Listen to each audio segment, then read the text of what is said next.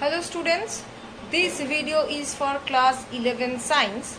In this video I am going to continue with the botany chapter that I have started with you people, that is classification of the living organisms. Okay, so let's not waste any further time and let's just start with our chapter.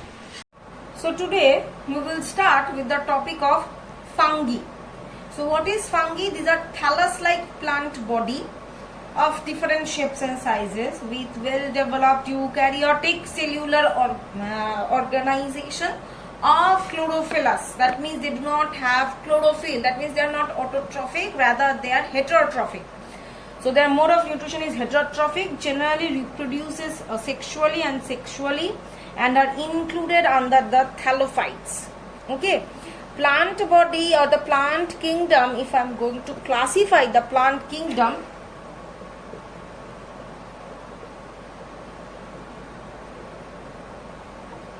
then it's divided into algae,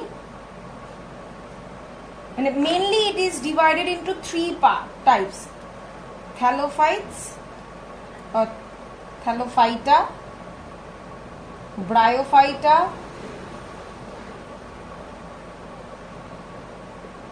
and the third one is pteridophyta. Now this is the non-flowering section. The flowering section is again we will have angiosperm, gymnosperm. Actually, plant kingdom mainly divided into two parts. One is the flowering, another one is the non-flowering. This is the non-flowering section. Non-flowering section can be again categorized as thallophyta, bryophyta, pteridophyta. Okay. Now we will not deal with the flowering portion right now. That's why I have not written over here. Only the non-flowering part we will see. Now this thallophyta again divided into two parts, that is algae and fungi. Okay, so this fungi is actually categorized under thallophyta. That's why it is thallus shaped. Now what is thallus shaped? Like this, flat, broad, base shaped structure. Okay, and what are the features of it? They are non-chlorophyllous. They are the simple plant body which is not at all differentiated into root, stem and leaves. Obviously they are heterotrophic because they do not have the chlorophyll, or they can live as parasites or saprophytes. They can be unicellular or multicellular. Their body is called mycelium, which may be septate or aseptate. Now the structure of the fungus cell is eukaryotic in nature.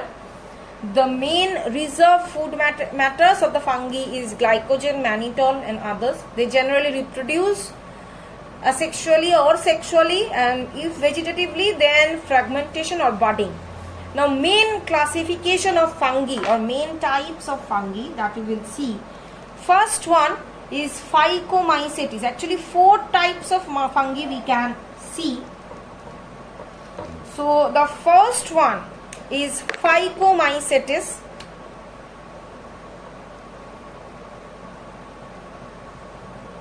Second one, Ascomycetes. Third one, Basidiomycetes.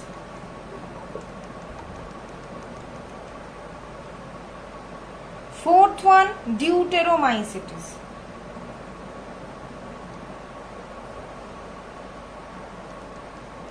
So these are the four types. Now Phycomycetes, in this case the hyphae of the fungi of this class are aseptate. That means without partition wall. That means all are in a clumsy form. That is without any partition. Ascomycetes, here the hyphae of the fungi are septate. That is they are separated by partition wall or some walls are there in between them. They perform asexual reproduction which are produced endogenously, that means within the fungi.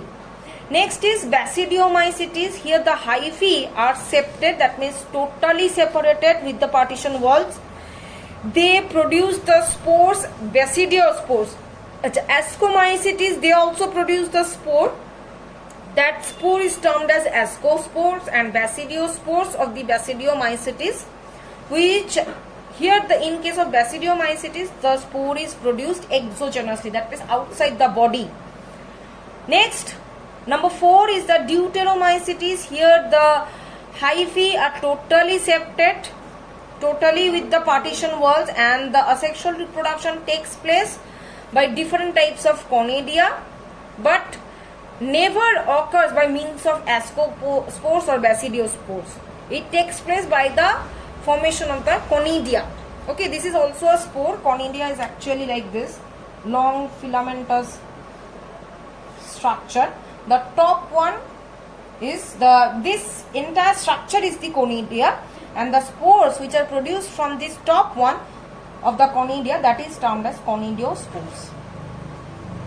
Clear? So these are the 4 types of the fungi. Next we will move on to the life cycle. Next, this life cycle. Life cycle means the alternation of the sporophytic, asexual and diploid phase with the gametophytic, sexual and haploid phase, or vice versa, which is noticed in the life cycle of the fungi. That is termed as alternation of generation. Now here this alternation of generation is taking place, or in everyone the alternation of generation is taking place in case of 3 ways. What are the 3 ways? First one is the haplobiontic or haplontic. Second one is that diplontic.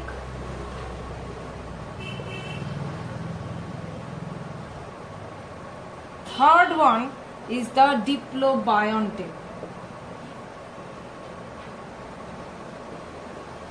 Okay, now this haplontic, in this haplontic case, what is happening?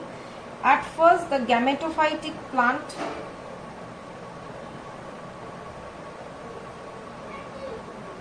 which is, as it is the gametophytic plant, that means it is haploid in nature. Here the haploid phase is predominant, which is forming the gametangia. Now from this gametangia, gametes are formed, which will obviously be haploid in nature or N. Now these gametes, 2 gametes are forming or fuse together to form syngamy, to form the zygote, which is obviously 2N or diploid. Now from zygote, spores will be produced, which we term it as meiospores, as meiosis is taking place. So meiospores, which are obviously haploid. Now meiospores, on again this germination, will produce this gametophytic plant. So this is the haplontic phase. Next we will go for the diplontic life cycle. In diplontic, at first the sporophytic plant, this sporophytic plant is diploid in nature. This sporophytic plant will produce diploid gametangia, that is 2N. This diploid gametangia, on meiosis, they will produce the gametes. Obviously these gametes are haploid in nature. Now these 2 gametes will fuse together, or by the process of syngamy they will produce the zygote, which is again 2N or diploid. Now this zygote will ultimately form this sporophytic plant. That means in case of diplontic life cycle, the diploid phase is predominant. Next we will go for the diplobiontic life cycle. In this case, at first, similar like that diplontic, sporophytic plant, which is obviously diploid, it will produce the spores, not the gametes, which are N, that means haploid. Now why it is called diplobiontic? Because it is having to some characteristics of haploid or haplontic as well as diplontic, that after forming the spores they will form the gametophytic plant. Remember, this was there in the haplontic life cycle. So gametophytic plant will again, that is haploid. From this gametophytic plant we will get the gametes, which are obviously haploid. Obviously 2 gametes we will take. Now these 2 gametes, by the process of syngamy, will produce the zygote. That means n plus n, we are getting 2n. Now from the zygote, either it will form a diploid spore or it will directly form the diploid sporophytic plant. So this was about the alternation of generation regarding algae and also the fungi part. Okay, so till this much I am keeping the video. In the next video I will continue with the chapter. Thank you.